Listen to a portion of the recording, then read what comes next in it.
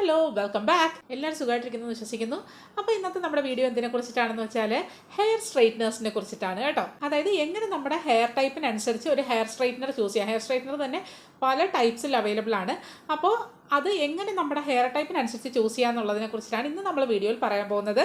So without getting further delay let start.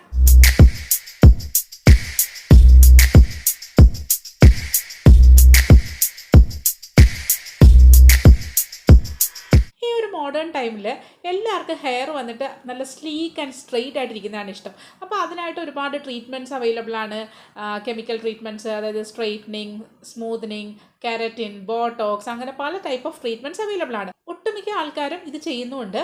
പക്ഷേ ഒരു ചെറിയ ശതമാനം ആൾക്കാർക്കെങ്കിലും ഇങ്ങനെയുള്ള കെമിക്കൽ ട്രീറ്റ്മെൻറ്റ്സിനോട് താല്പര്യം ഉണ്ടാവില്ല. കാരണം എന്ന് വെച്ചാൽ കെമിക്കൽ ട്രീറ്റ്മെൻറ്റ്സ് ചെയ്ത് കഴിഞ്ഞാൽ ഭാവിയിൽ ഉണ്ടാകുന്ന അതിൻ്റെ കോൺസിക്വൻസസ്, കാര്യങ്ങൾ, ഹെയർ ഫോൾ, അതുപോലെ തന്നെ ഹെയർ ഡാമേജ്, അങ്ങനെയൊക്കെ നോക്കുന്നവർക്ക് ഈ ഒരു കെമിക്കൽ ട്രീറ്റ്മെൻറ്റ്സ് വന്നിട്ട് ഒട്ടും തന്നെ ചെയ്യാനായിട്ട് ആഗ്രഹം ഉണ്ടാവില്ല. എന്നിരുന്നാൽ തന്നെയും അവർക്ക് ചിലപ്പോൾ ഈ ചില ഫംഗ്ഷൻസിനൊക്കെ പോകുമ്പോൾ അല്ലെങ്കിൽ എന്തെങ്കിലും പ്രത്യേക ഒക്കേഷൻസ് ഒക്കെ വരുമ്പോൾ ഹെയർ സ്ട്രൈറ്റ് ചെയ്യാൻ താല്പര്യം ഉണ്ടാവും. അപ്പോൾ അങ്ങനെയുള്ളവർക്ക് വേണ്ടിയിട്ട് ഒരു ബ്ലെസ്സിങ് ആണ് ഈ ഹെയർ സ്ട്രൈറ്റ്നർ അല്ലെങ്കിൽ അയണിങ് മെഷീൻ എന്ന് പറയുന്നത്. ഈ ഒരു അയണിങ് മെഷീൻ വെച്ചിട്ട് നമുക്ക് സെൽഫായിട്ട് തന്നെ നമ്മുടെ ഹെയറിന് നല്ലൊരു സ്ലീക്ക് ആൻഡ് സ്ട്രെയിറ്റ് ലുക്ക് കൊണ്ടുവരാനായിട്ട് സഹായിക്കും. അതും നമ്മൾ കെമിക്കൽ ട്രീറ്റ്മെൻറ്റിൽ ചെയ്യുന്നതിനേക്കാൾ കുറച്ച് ഡാമേജോടുകൂടി തന്നെ. ഹെയർ ഡാമേജ് ഉണ്ടാവും, അയണിങ് മെഷീൻ യൂസ് ചെയ്താലും നമുക്ക് ഹെയർ ഡാമേജ് ഉണ്ടാവും. But compared to a chemical treatment നമുക്ക് ഡാമേജസ് വളരെ കുറവായിരിക്കും. പക്ഷേ ഇവിടെ നമ്മൾ ശ്രദ്ധിക്കേണ്ട ഒരു കാര്യമുണ്ട് കേട്ടോ. അതായത് നമ്മുടെ ഹെയർ ടൈപ്പിനനുസരിച്ചിട്ടുള്ള ഈ ഒരു സ്ട്രെയിറ്റ്നർ അല്ലെങ്കിൽ അയണിങ് മെഷീൻ നമ്മൾ ചൂസ് ചെയ്തില്ല എന്നുണ്ടെങ്കിൽ നമ്മുടെ ഹെയറിന് അത് മോർ ഡാമേജസ് ഉണ്ടാക്കാൻ ചാൻസസ് ഉണ്ട്. അതുകൊണ്ട് തന്നെ എപ്പോഴും നമ്മുടെ അയണിങ് മെഷീൻസ് ചൂസ് ചെയ്യുമ്പോൾ നമ്മുടെ ഹെയർ ടൈപ്പിന് യോജിക്കുന്ന രീതിയിലുള്ളത് ചൂസ് ചെയ്യാനായിട്ട് ശ്രദ്ധിക്കുക. ഇതെങ്ങനെ കറക്റ്റായിട്ട് ചൂസ് ചെയ്യാന്നുള്ളത് ഞാൻ പറയാം. ആദ്യം തന്നെ നമ്മളൊരു സ്ട്രെയിറ്റ്നർ അല്ലെങ്കിൽ അയണിങ് മെഷീൻ ചൂസ് ചെയ്യുമ്പോൾ നമ്മൾ മെയിനായിട്ട് ശ്രദ്ധിക്കേണ്ടതെന്ന് പറഞ്ഞാൽ അതിൻ്റെ ഈ ഒരു പ്ലേറ്റ്സ് ആണ്. ഈ നടുക്ക് ഒരു ഷൈനിങ് പാർട്ട് കാണുമല്ലോ, നിങ്ങൾക്ക് കാണാമോ എന്നറിയില്ല. ഇതിൻ്റെ നടുക്കായിട്ട് ഇങ്ങനെ 2 പ്ലേറ്റ്സ് ഉണ്ടാവും. അപ്പോൾ ഈ പ്ലേറ്റ്സ് ആണ് നമ്മൾ മെയിനായിട്ട് ശ്രദ്ധിക്കേണ്ടത്. പ്ലേറ്റ്സ് തന്നെ പല ടൈപ്പ് ഓഫ് പ്ലേറ്റ്സ് ഉണ്ട്. അപ്പോൾ അത് നോക്കിയിട്ട് വേണം, അതായത് ആ പ്ലേറ്റ്സ് വന്നിട്ട് നമ്മുടെ ഹെയർ ടൈപ്പിന് യോജിക്കുന്നതാണോ എന്ന് നോക്കിയിട്ട് വേണം നമ്മൾ ഈ ഒരു സ്ട്രെയിറ്റ്നർ ചൂസ് ചെയ്യാനായിട്ട്. ഇപ്പോൾ ഒരു ഡൗട്ട് വരും, ഇതെങ്ങനെ നമ്മൾ കണ്ടുപിടിക്കും എന്നുള്ളത്. അപ്പോൾ ഞാൻ ഓരോ ഹെയർ ടൈപ്പിനായിട്ട് ഉള്ള വ്യത്യസ്തമായിട്ടുള്ള പ്ലേറ്റ്സ് ഏതൊക്കെയാണെന്ന് പറയാം.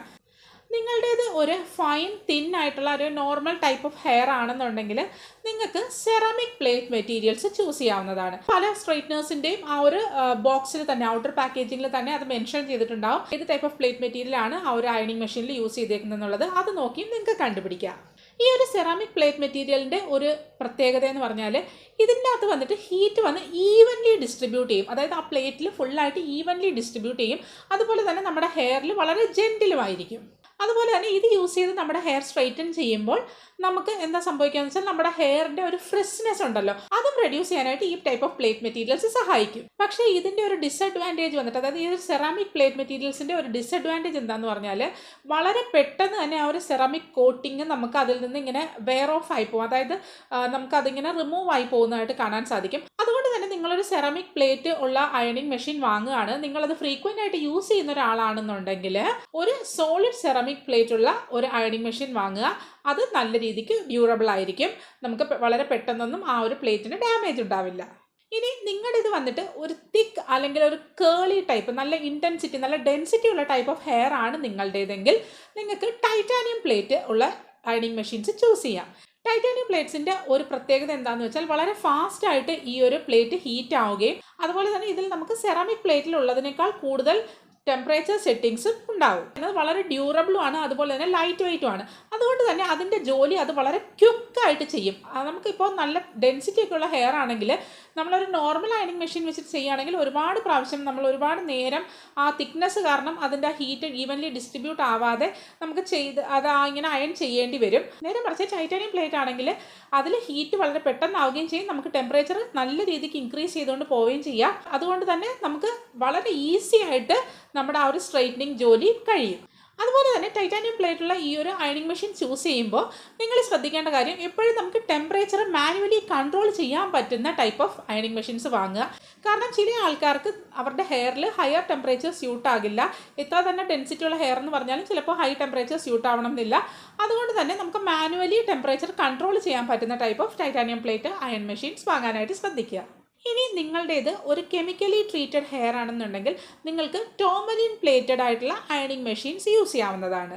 അപ്പോൾ അപ്പോൾ ഈ ടോർമലിൻ എന്ന് പറയുന്നത് ഒരു സെമി പ്രഷ്യസ് ആയിട്ടുള്ള സ്റ്റോൺ ആണ്. ഇത് വന്നിട്ട് പൗഡർ ഫോമിലേക്ക് നമ്മുടെ ടൈറ്റാനിയം പ്ലേറ്റിലേക്കോ അല്ലെങ്കിൽ സെറമിക് പ്ലേറ്റിലേക്കോ ഇൻഫ്യൂസ് ചെയ്യുകയാണ് ചെയ്യുന്നത്. സോ നമുക്ക് ടൈറ്റാനിയം പ്ലേറ്റിലായാലും സെറമിക് പ്ലേറ്റിലായാലും ഈ ഒരു ടോർമലിൻ ഇൻഫ്യൂസ്ഡ് ആയിട്ടുള്ളതാണെന്നുണ്ടെങ്കിൽ നിങ്ങളുടേത് കെമിക്കലി ട്രീറ്റഡ് ഹെയർ ആണെങ്കിൽ നിങ്ങൾക്ക് യൂസ് ചെയ്യാവുന്നതാണ്. സോ ഈ ഒരു ടോർമലിൻ സ്റ്റോൺസ് വന്നിട്ട് നെഗറ്റീവ് അയോൺസ് ജനറേറ്റ് ചെയ്യുകയും അതുമൂലം തന്നെ നമ്മുടെ ഹെയറിൻ്റെ ഫ്രിസ് കൺട്രോൾ ചെയ്യുകയും അതിലുള്ള മോയ്സ്ചറിനെ ലോക്ക് ചെയ്ത് വെക്കാനായിട്ടും ഹെൽപ്പ് ചെയ്യും.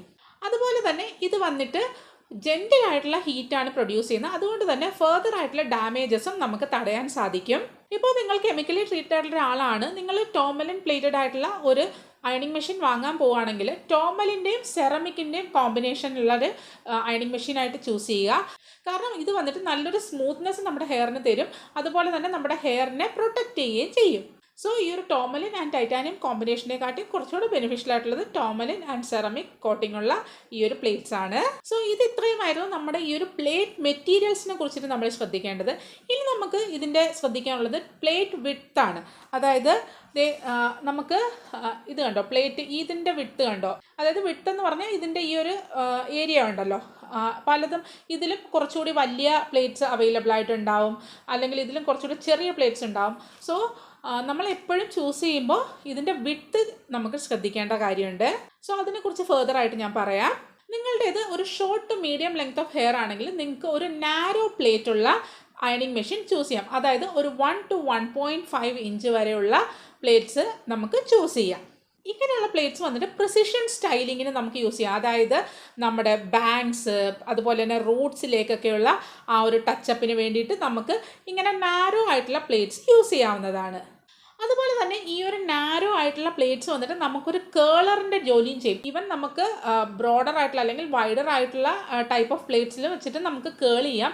ബട്ട് കുറച്ചുകൂടി പ്രിസൈസ് ആയിട്ട് നമുക്ക് കേൾ ചെയ്യാൻ പറ്റുന്ന ഒരു അയണിങ് മെഷീൻ എന്ന് പറയുന്നത് ഈ ഒരു നാരോ പ്ലേറ്റഡ് ആണ്. സോ നിങ്ങൾക്ക് ഇടയ്ക്കിടയ്ക്ക് ഈ ഒരു കേളിംഗ് സ്റ്റൈലിലേക്ക് പോകാനും താല്പര്യം ഉണ്ടെന്നുണ്ടെങ്കിൽ നിങ്ങൾക്ക് ഈ ഒരു നാരോ പ്ലേറ്റ് വാങ്ങിക്കഴിഞ്ഞാൽ 2 മെഷീൻസ് വാങ്ങേണ്ടി വരില്ല.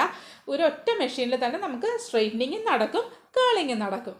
ഇനി അതുപോലെ നിങ്ങൾക്ക് ലോങ് ആൻഡ് തിക്ക് ഹെയർ ആണെന്നുണ്ടെങ്കിൽ നിങ്ങൾക്ക് ഒരു വൈഡ് പ്ലേറ്റ് ആയിട്ടുള്ള അയണിങ് മെഷീൻ ചൂസ് ചെയ്യുക. അതായത് ഒരു 1.5 to 2 ഇഞ്ചസ് വരയ്ക്കുള്ള പ്ലേറ്റുള്ള അയണിങ് മെഷീൻസ് ചൂസ് ചെയ്യാവുന്നതാണ്. ഇങ്ങനെ വൈഡ് ആയിട്ടുള്ള പ്ലേറ്റ്സ് യൂസ് ചെയ്യുന്നതുകൊണ്ടുള്ളൊരു ഗുണമെന്ന് പറഞ്ഞാൽ നമ്മൾ കുറച്ച് തിക്ക് ഹെയർ ഒക്കെ ആണെങ്കിൽ കുറച്ച് ലാർജർ സെക്ഷൻസ് എടുത്താലും നമുക്ക് ഈവൻലി ഹീറ്റ് സ്പ്രെഡ് ചെയ്യാൻ പറ്റും. അതായത് ഒരുപാട് സർഫേസ് അത് കവർ ചെയ്യുന്നത് കൊണ്ട് തന്നെ നമുക്ക് കുറച്ച് വലിയ വലിയ സെക്ഷൻസ് എടുത്തിട്ട് നമുക്ക് സ്ട്രെയിറ്റ് ചെയ്യാൻ പറ്റും. അപ്പോൾ എളുപ്പം നമുക്ക് സ്ട്രെയിറ്റ് ചെയ്ത് തീർക്കാൻ സാധിക്കും. കാരണം കുറച്ച് തിക്കായിട്ടുള്ള ഡെൻസ് ഹെയർ ആണെങ്കിൽ നമ്മൾ ചെറിയ ചെറിയ സെക്ഷൻസ് എടുത്താൽ ഒരുപാട് ടൈം നമുക്ക് സ്ട്രെയിറ്റ് ചെയ്യേണ്ടി വരും. അപ്പോൾ തിക്കായിട്ടുള്ള ഹെയർ ഉള്ളവർ ഇങ്ങനെയുള്ള പ്ലേറ്റ് ചൂസ് ചെയ്ത് കഴിഞ്ഞാൽ നിങ്ങളുടെ ഈ ഒരു സ്ട്രെയിറ്റനിങ് ടൈം നിങ്ങൾക്ക് റെഡ്യൂസ് ചെയ്യാനും കഴിയും.